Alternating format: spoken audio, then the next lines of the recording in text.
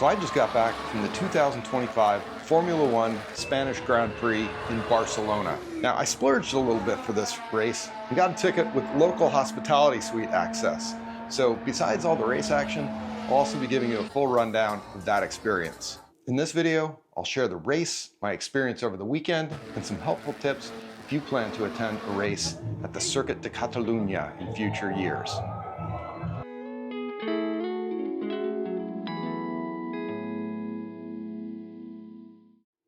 Now, of course, as one of the most visited cities in Europe, it's no surprise that Barcelona has a ton of cultural draws.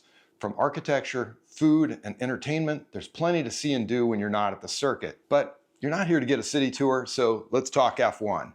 Although the Spanish Grand Prix has been run in a variety of locations since 1913, it became part of the F1 World Championship in 1968 and was first held here at the Circuit de Catalunya in 1991.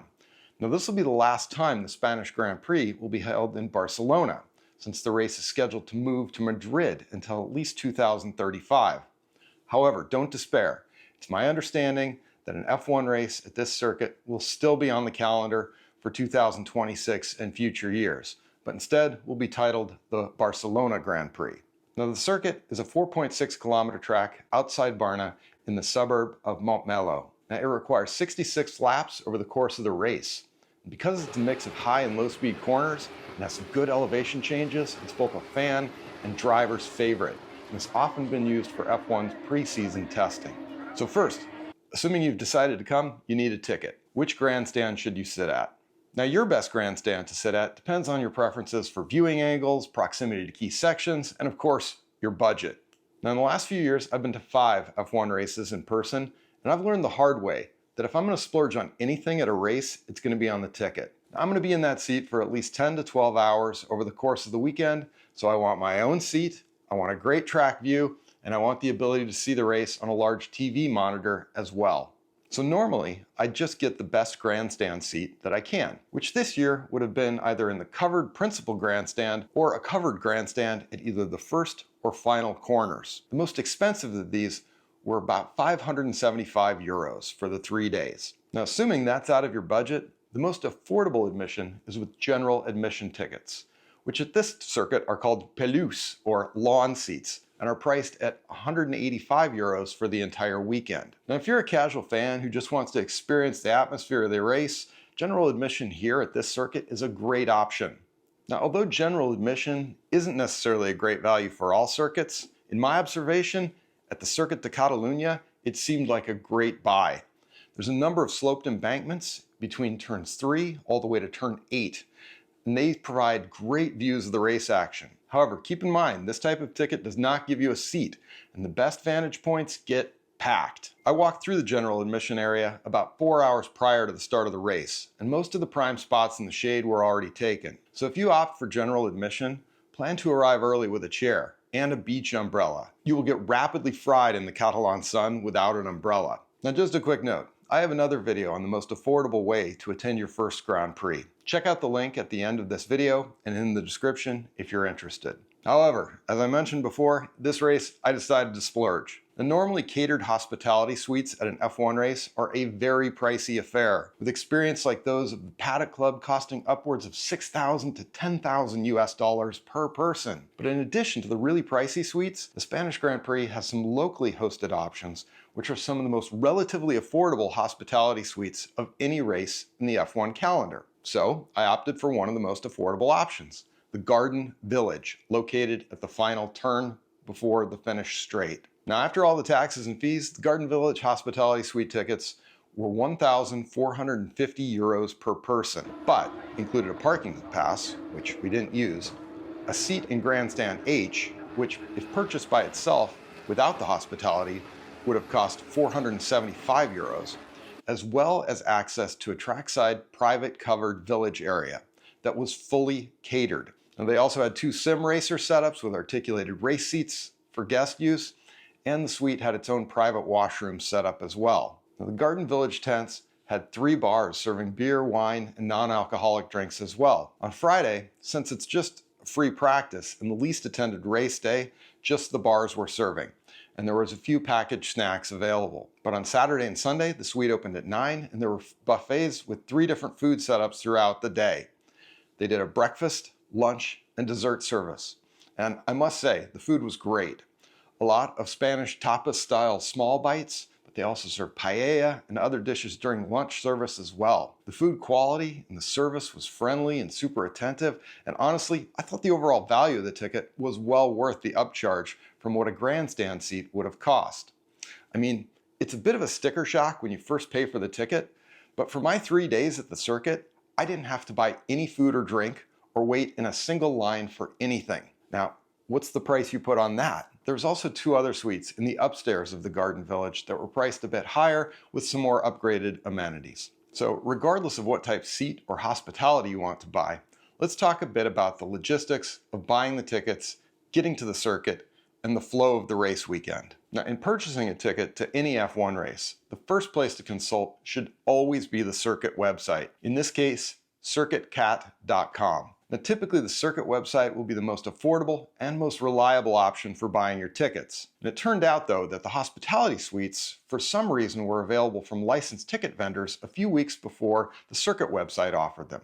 So I instead purchased the passes from GP Ticket Shop, and I had no negative issues with them whatsoever. So once you've got your tickets, it's time to plan your race weekend. First, get yourself to Barcelona. But once you get there, where should you stay? Now, although there looked to be quite a bit of camping for recreational vehicles available at the circuit, since Barcia has so many cool places to see, I wanted to stay in a place that was accessible to transportation to get to the circuit, as well as close to the action in town. So we stayed in the Eixample neighborhood. That ended up being a great choice since it's north of much of the most touristy parts of Barcelona. Now from there, we could easily walk the 10 minutes or so to the Passeig de Gràcia train station to catch the green R2 train towards Granollers, or Sant Celoni to get to Montmelo. Now the round trip tickets cost 6.2 euros, and it took about 30 minutes to get there. Now although there was a free circuit shuttle bus available from the Montmelo train station to get to the circuit, unless you're first off the train, there's typically a line.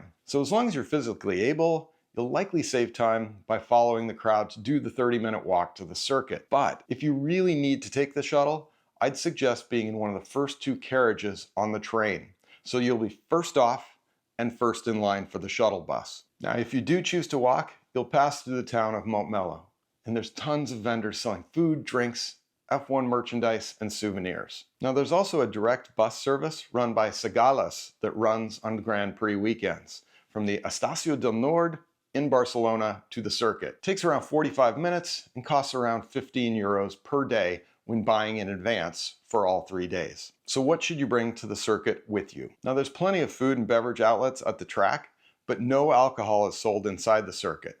However, there's a ton of local vendors just outside the circuit gates to quench your thirst and hunger. Now, I was quite surprised that many of the food prices were actually pretty affordable, but the quality and the wait times can vary a lot. You are allowed to bring food and beverages in a small cooler or backpack. Now, no surprise, you can't bring any glass or metal containers or alcohol purchased off-site. And they do a bag check prior to entry to the track. Just so you know, my friend's spray sunscreen even got confiscated since it was in a metal container. Now, in addition to your tickets and any food, I'd suggest you bring the following as well.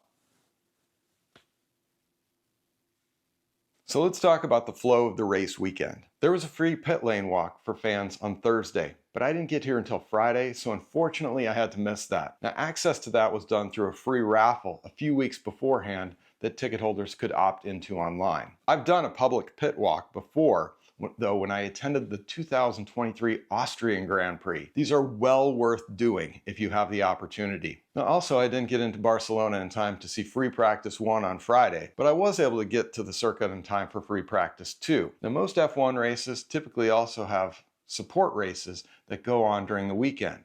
Now this year was Porsche Super Cup, F3, and F2, and they had practice sessions on Friday as well. During an F1 weekend, Friday is always the least busy day.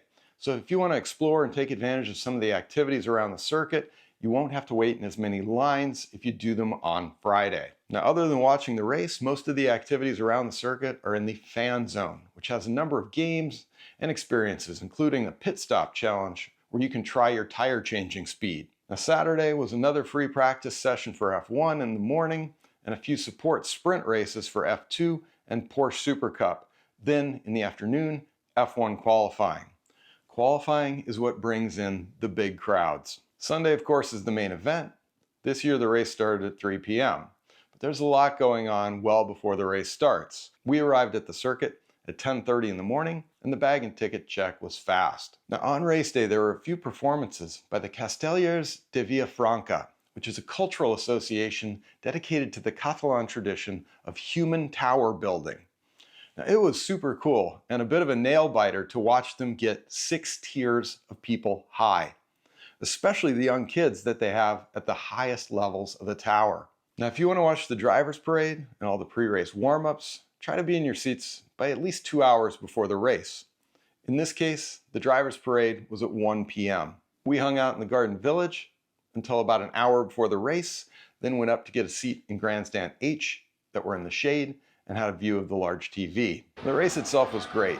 Between the lovely weather conditions, large number of overtakes, varied pit strategies, the late safety car, and great seats, I really enjoyed it. And when the race was about 10 laps from being completed, I went down to the closest gate so I could join the thousands of fans in the post-race track invasion. I got there early enough so I was toward the front when the gate opened, and I sprinted with the crowd to get close to the podium and was able to watch the whole ceremony from only a couple hundred feet away. After the national anthems played and the champagne got popped and Le Toreador played, I was able to hang out, get some footage, and walk up the track to get views of the Garden Village from the circuit itself. Now, I totally recommend doing the post-race track invasion. However, if you want to actually be anywhere near the podium, you have to get to a gate close by before the race ends.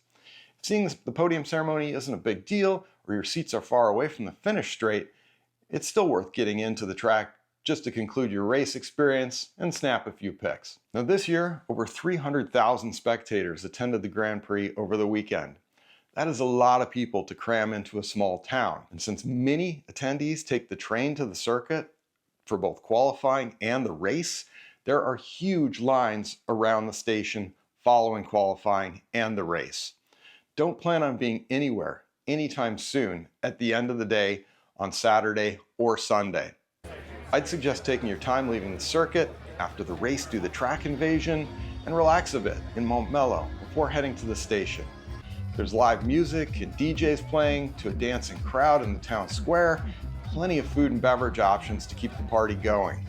If you can wait 2.5 to 3 hours after the race, there will be hardly any lines for the train at all. So wrapping up, this race was a wonderful experience. The circuit, crowd, amenities, and Catalan and Spanish hosts were amazing. I loved it. Now, if you found this valuable, a like or subscribe is sincerely appreciated and helps me to continue the channel.